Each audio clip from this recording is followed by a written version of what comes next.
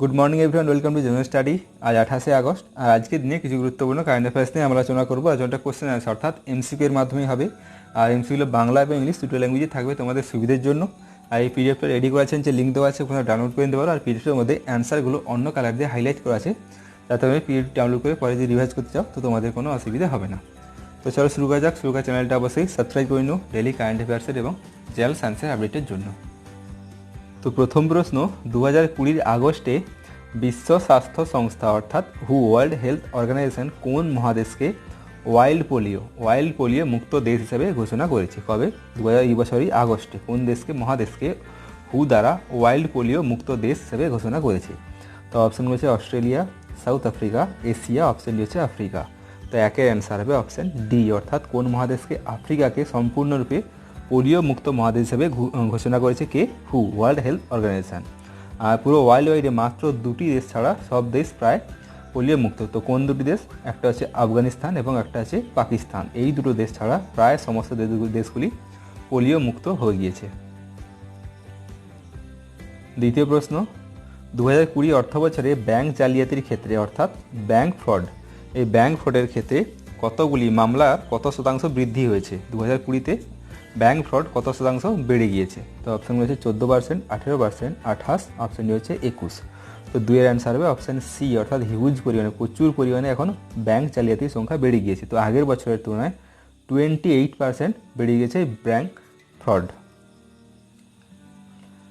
Question number 3, ভারতীয় মহাকাশ গবেষণা সংস্থা অর্থাৎ ISRO, Indian Space Research Organisation, ISRO কোন ইনস্টিটিউটের সঙ্গে মহাকাশ গবেষণার প্রচারের জন্য প্রথম এই এক ধরনের উদ্ভাবনী অর্থাৎ ইনোভেশন এবং ইনকিউবেশন সেন্টার একটি গড়ে তোলার জন্য পার্টনারশিপ করেছে কোন সংস্থার সঙ্গে? কিসের জন্য? উদ্ভাবনী অর্থাৎ ইনোভেটিভ একটি অথবা ইনকিউবেশন কেন্দ্র স্থাপনের জন্য ইসরো কোন ইনস্টিটিউটের সঙ্গে পার্টনারশিপ করেছে? তো অপশনগুলো দেওয়া রয়েছে Aryabhatta knowledge institute of science and technology, Birla institute of technology, option C হচ্ছে Veer Sundar Sai university of technology, option D হচ্ছে শ্রী ভেঙ্কটেশ্বর ইউনিভার্সিটি। তো তিনের অ্যান্সার হবে অপশন সি, অর্থাৎ কোন ইউনিভার্সিটি? ইসরো বীর সুন্দরা সাই ইউনিভার্সিটি অফ টেকনোলজি, এটা রয়েছে কোথায়? ওড়িশার বুড়লাতে। তো এর সঙ্গে পার্টনারশিপ করেছে কিসের জন্য? স্পেস রিসার্চের ক্ষেত্রে ইনোভেশন ইনকিউবেশন সেন্টারের জন্য, প্রতিস্থাপনের জন্য। কোশ্চেন নাম্বার 4, কোন রাজ্য সরকার শিক্ষার্থীদের সরকারি চাকরিতে প্রবেশ করতে সক্ষম করতে অর্থাৎ ট্রেনিং দেওয়ার জন্য, শিক্ষা যারা অ্যাসপিরেন্ট রয়েছে তাদের ক্ষেত্রে ট্রেনিং দেওয়ার জন্য, যাতে তারা পরীক্ষাগুলো ক্র্যাক করতে পারে। তো সেই ক্ষেত্রে M3M নামে একটি ফাউন্ডেশন রয়েছে ট্রেনিং যারা দেয় স্টুডেন্টদের। তো এই ফাউন্ডেশনের সঙ্গে এরা পার্টনারশিপ করেছে। সেটা কোন রাজ্য সরকার? সরকারি চাকরির ক্ষেত্রে অ্যাসপিরেন্টদের যারা পরীক্ষা দেবে তাদের ক্ষেত্রে ট্রেনিং দেওয়ার জন্য। তো অপশানগুলো হচ্ছে মহারাষ্ট্র রাজ্য সরকার, পাঞ্জাব, হরিয়ানা, অপশান ডি হচ্ছে মধ্যপ্রদেশ। তো চারের অ্যান্সার হবে অপশান সি, অর্থাৎ হরিয়ানা রাজ্য সরকার সরকারি চাকরির ক্ষেত্রে এই M3M ফাউন্ডেশনের সঙ্গে পার্টনারশিপ করেছে। কিসের জন্য? ছাত্রদের যারা সরকারি অ্যাসপিরেন্ট, সরকারি চাকরি তো তাদেরকে ট্রেনিং দেওয়ার জন্য। আর এটা ভ্যালিডিটি হচ্ছে 18 মাস, অর্থাৎ 18 মাস এরা ট্রেনিং দেবে। যে এই সময়ের মধ্যে এই রাজ্যের 1 লক্ষ প্রায় ছাত্রদের ট্রেনিং দেবে। সেক্ষেত্রে রাজ্যের বা রাজ্যের বাইরে যে কোনো স্টুডেন্টদের ক্ষেত্রে এরা ট্রেনিং দেবে গভর্নমেন্ট জবের জন্য অ্যাসপিরেন্টদের। কোশ্চেন নাম্বার 5, কোন সরকারি ক্ষেত্রের সংস্থা স্বচ্ছতা হি সেবা ক্লিনলিনেস ইজ সার্ভিস 2019? তো এই পুরস্কারটি পেয়েছে কোন সরকারি সংস্থা? স্বচ্ছতা হি সেবা 2019। তো অপশন হচ্ছে Bharat heavy electronics limited, oil and natural gas corporation, option C হচ্ছে হিন্দুস্তান পেট্রোলিয়াম কর্পোরেশন লিমিটেড, আর অপশান ডি রয়েছে NLC ইন্ডিয়া লিমিটেড। তো পাঁচের অ্যান্সার হবে অপশান ডি, অর্থাৎ কে? NLC ইন্ডিয়া লিমিটেড এই পুরস্কারটি পেয়েছে 2019-এর জন্য স্বচ্ছতা হি সেবা অ্যাওয়ার্ডটি। কোয়েশ্চেন নাম্বার 6, সম্প্রতি ভারত এবং ভিয়েতনামের যৌথ কমিশনের বৈঠক হয়েছিল। তো এই বৈঠকটি কত নম্বর সংস্করণ ছিল? কার মধ্যে? ভারত এবং ভিয়েতনামের মধ্যে। তো অপশানগুলো হচ্ছে 12 নম্বর, 13 নম্বর, 14 নম্বর, অপশান ডি হচ্ছে 17 নম্বর। তো 6-এর অ্যান্সার হবে অপশান ডি, অর্থাৎ ভারত এবং ভিয়েতনামের মধ্যে 17 নম্বর এটি বৈঠক ছিল।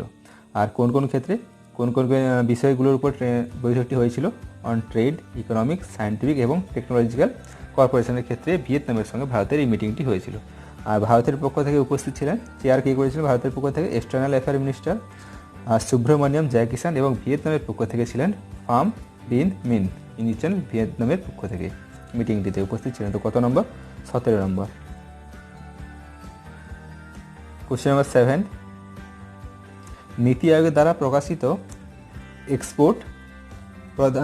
এক্সপোর্ট প্রিপেয়ারনেস ইন্ডেক্স EPI 2020, তো এটা কে প্রকাশ করেছে? নীতি আয়োগ। নীতি আয়োগ দ্বারা প্রকাশিত এক্সপোর্ট প্রিপেয়ারনেস ইন্ডেক্স EPI 2020-তে সামগ্রিক র্যাঙ্কিংয়ের ক্ষেত্রে শীর্ষস্থানীয় রাজ্যের নাম কি, অর্থাৎ কোন রাজ্যে সব থেকে ইম্পোর্ট এক্সপোর্ট বেশি হয়েছে।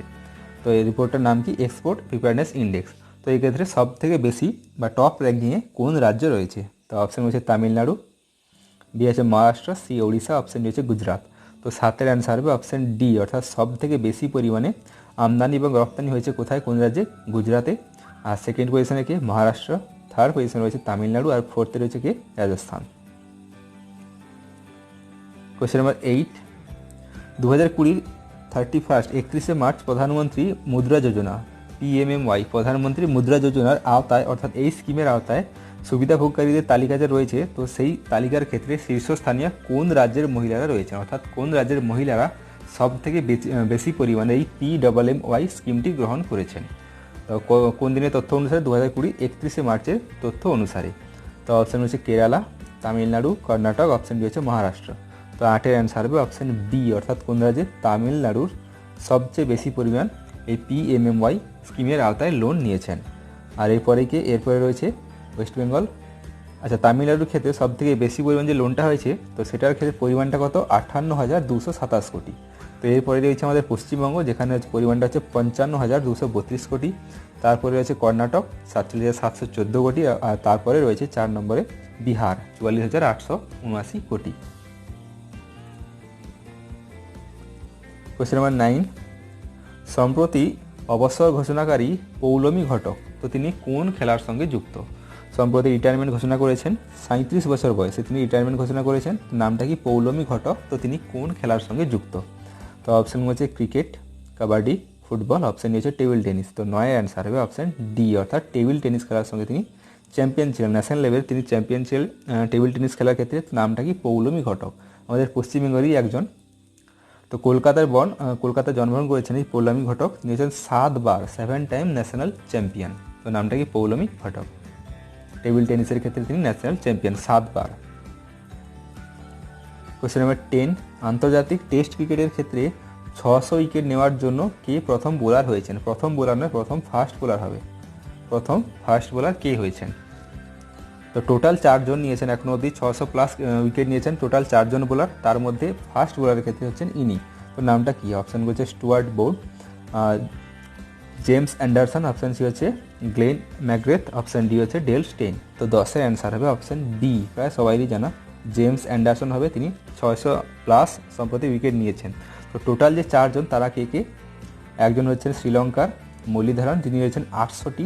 তারপরে হয়েছেন অস্ট্রেলিয়ার সেন ওয়ার্ন, তিনি হচ্ছেন 708টি। আর ভারতের একজন রয়েছে, তিনি হচ্ছেন অলিন কুম্বলে, তিনি হচ্ছেন 619টি।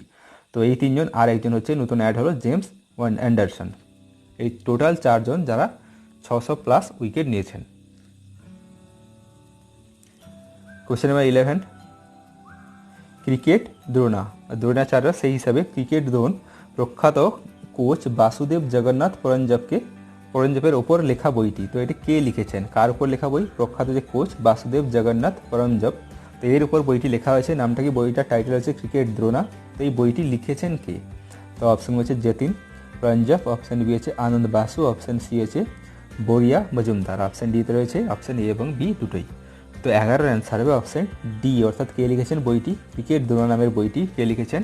যতীন পরঞ্জপ এবং এর সঙ্গে সঙ্গে আনন্দ বাসু, এই দুজন মিলে বইটি লিখেছেন। আর বইটি রিলিজ হওয়ার ডেট কবে রয়েছে? 2 তারিখ সেপ্টেম্বরের 2।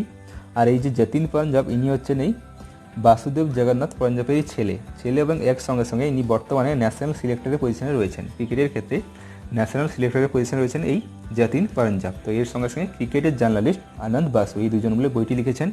আর পাবলিশ কবে কে বইটি? পেঙ্গুইন পত্রিকা থেকে পাবলিশ হবে। কবে? সেপ্টেম্বরের 2। 12 নম্বর, বিশ্ব জল সপ্তাহ অর্থাৎ ওয়ার্ল্ড ওয়াটার ডে। তো প্রতি বছর এটা 24 থেকে 28 আগস্ট পালিত হয়ে থাকে, সেলিব্রেট হয়ে থাকে। তো এই বছর অর্থাৎ 2020 ক্ষেত্রে ওয়ার্ল্ড ওয়াটার উইকের থিমটা কি? তো অপশন হচ্ছে water and climate change, accelerating action, water and waste, reduce and reuse. Option C হচ্ছে water ecosystem and human development. Option ডিতে রয়েছে water for society including all. তো 12 অ্যান্সার হবে অপশন এ, অর্থাৎ 2020 ক্ষেত্রে ওয়ার্ল্ড ওয়াটার উইকের থিমটি হচ্ছে world and climate change accelerating action, যেটা পালিত হয় কবে 24 থেকে 28 আগস্ট প্রতি বছর পালিত হয়ে থাকে ওয়ার্ল্ড ওয়াটার উইক। এটা অর্গানাইজ কে করে? অর্গানাইজ করে Stockholm international water institute SIWI দ্বারা আয়োজিত হয়ে থাকে। আর প্রথম কবে হয়েছিল সেলিব্রেট? 1991-এ, 1991-তে। তারপর থেকে প্রতি বছর এটি সেলিব্রেট হয়ে আসছে 24 থেকে 28 August. 13 number, Greenko energies renewable energies power supply solution এবং এনার্জি স্টোরেজ। তো এই দুটো ক্ষেত্রে কোন সরকারি সেক্টরের সঙ্গে সমঝোতা স্মারক স্বাক্ষর করেছে? কিসের জন্য? এনার্জির ক্ষেত্রে, পাওয়ার এনার্জির ক্ষেত্রে সাপ্লাই সলিউশন এবং এগুলো স্টোরেজ করার ক্ষেত্রে সহায়তার জন্য কোন সংস্থার সঙ্গে পার্টনারশিপ করেছে? কে? গ্রিনকো এনার্জিজ। তো অপশন হচ্ছে দামোদর ভ্যালি কর্পোরেশন, NTPC, বিদ্যুৎ ব্যাপার নিগম। অপশন সি হচ্ছে আলকাত্রা পাওয়ার। অপশন ডি হচ্ছে ব্যাঙ্গালোর রিফাইনারি অ্যান্ড পেট্রোকেমিক্যালস। তো অ্যান্সার হবে 13 অ্যান্সার হবে অপশন বি, অর্থাৎ কার সঙ্গে? গ্রিনকো এনার্জিজ NTPC বিদ্যুৎ ব্যাপার নিগমের সঙ্গে পার্টনারশিপ করেছে কিসের ক্ষেত্রে? রিনিউয়েবল এনার্জি সাপ্লাই সলিউশন এবং এনার্জি স্টোরেজের ক্ষেত্রে। আর এই যে গ্রিনকো ইঞ্জিনিয়ার, সেটা হচ্ছে হায়দ্রাবাদ বেসড একটি এনার্জি সলিউশন প্রোভাইডার। 14, কোন ব্যাংক তরুণদের জন্য, ইউথদের জন্য লিবার্টি সেভিংস অ্যাকাউন্ট চালু করেছে? নামটা কি? লিবার্টি সেভিংস অ্যাকাউন্ট চালু করেছে কোন ব্যাংক? তাদের জন্য, ইউথদের জন্য। তো অপশন হচ্ছে HDFC, ICICI, IDBI। অপশন হচ্ছে এক্সিস ব্যাংক। তো 14 অ্যান্সার হবে অপশন ডি, অর্থাৎ কোন ব্যাংক? Axis bank. আর এক্সিস ব্যাংক হচ্ছে ভারতের তৃতীয় বৃহত্তম private sector bank Axis bank. তো এরা ইউথদের জন্য, যাদের বয়স কম, তাদের জন্য এই লিবার্টি সেভিংস অ্যাকাউন্ট চালু করেছে। তাই তারা খুব কম বয়স থেকেই সেভিংস করাটা অভ্যেস করতে পারে। তো লিবার্টি সেভিংস অ্যাকাউন্ট। আর এছাড়াও এই অ্যাকাউন্টের সঙ্গে সঙ্গে কমপ্লিমেন্টারি হিসাবে 20,000 করে প্রতি বছর এরা মেডিকেলও দিচ্ছে, মেডিকেল হেল্প 20,000 পর্যন্ত দিচ্ছে এরা। আর এটা কোভিড-19 ক্ষেত্রেও কিন্তু প্রযোজ্য, ইউজ করতে পারবে এরা। Question number 15, reserve bank of India বার্ষিক প্রতিবেদন 2019-20 অনুসারে 2020-21 জন্য ভারতের আনুমানিক বৃদ্ধির হার কত? প্রজেক্টের গ্রোথ 2020-21 জন্য কত, সেটা রিজার্ভ ব্যাঙ্ক সম্প্রতি তার অ্যানুয়াল রিপোর্ট 2019-22-তে প্রকাশ করেছে। তো সেটার পরিমাণ কত?